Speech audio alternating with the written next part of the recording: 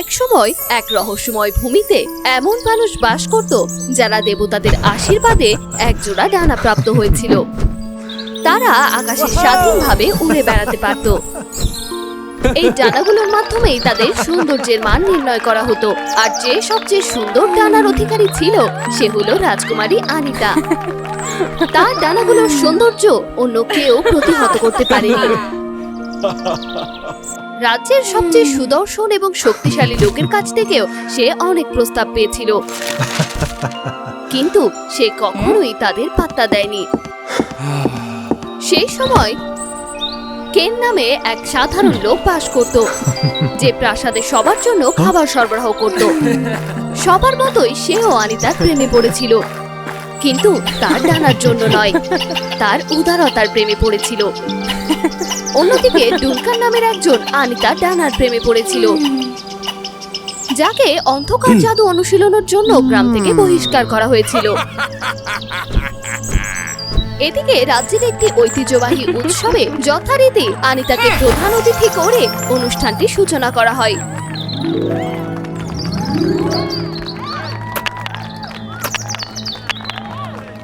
ঠিক সেই মুহূর্তে ডুনকান বিশৃঙ্খলা সৃষ্টি করে,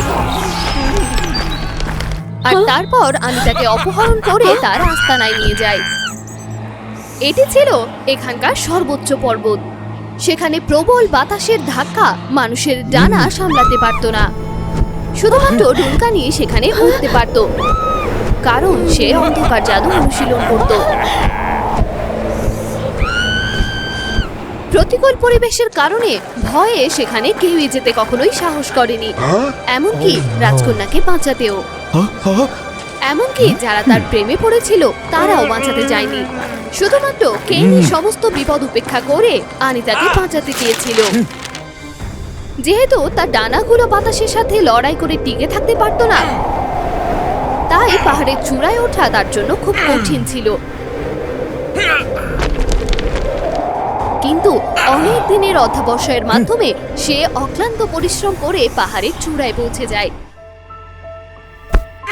যেখানে আনিতাকে আটকে রাখা হয়েছিল। কোন রকম সময় ব্যয় না করে সে অবিলম্বে রাজকন্যাকে খুঁজে বের করে।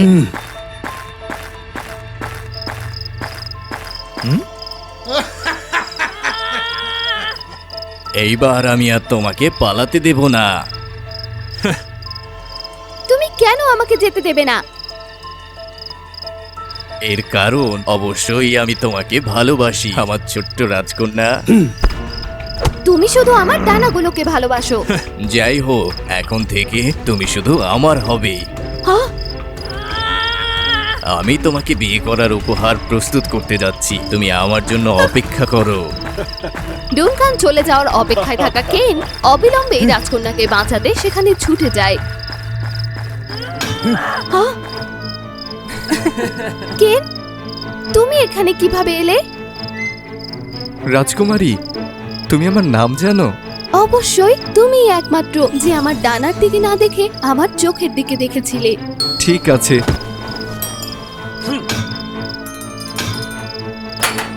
কিন্তু এখন আমাদের তাড়াতাড়ি বেরোতে হবে। কিন্তু বাতাস খুব প্রবল, আমরা কিভাবে নিচে যাব? চিন্তা করো না, তুমি শুধু তোমার চোখ বন্ধ করবে আর আমরা দুজন একসাথে লাফ দেব। যখন প্রবল বাতাস কেটে যাবে তখন তুমি তোমার ডানা খুলবে। কিন্তু আমি... রাজকুমারী, তাড়াতাড়ি করো, আমাদের হাতে বেশি সময় নেই। তোমরা কোথায় যেতে চাও? অসভ্য লোক, এখানে এসে আমার বউকে নিয়ে যাওয়ার সাহস কি করে হয়? রাজকুমারী, তাড়াতাড়ি পালাও, আমি তাকে থামাবো। কিন্তু আমি এই মুহূর্তে উঠতে পারবো না। সেই মুহূর্তে রাজকন্যা তাকে তার নকল ডানা দেখালো। আসলে দেখা গেল যে অনেক বছর আগে ডুনকান তাকে অপহরণ করেছিল। যখন আনিতা তার থেকে পালিয়ে যেতে চাইলো, ডুনকান তার একটি ডানা ধ্বংস করে দিল। যদিও সে সেখান থেকে পালিয়ে এসেছিল, তার একটা ডানা চিরতরে অকেজো হয়ে যায়। রাজকুমারী আনিতা চিরকাল আমার হবে।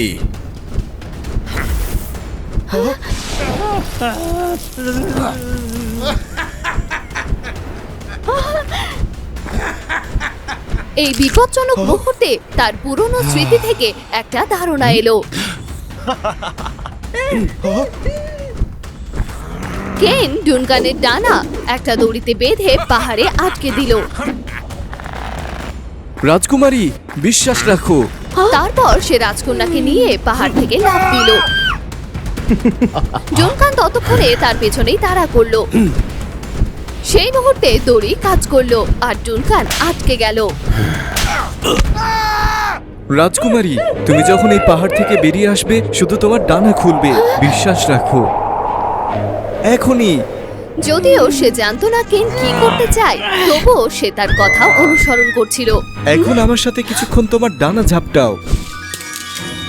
অবশেষে তারা একে অপরকে বুঝতে পারল এবং তারা একসাথে ডানা ঝাপটে উড়ছিল।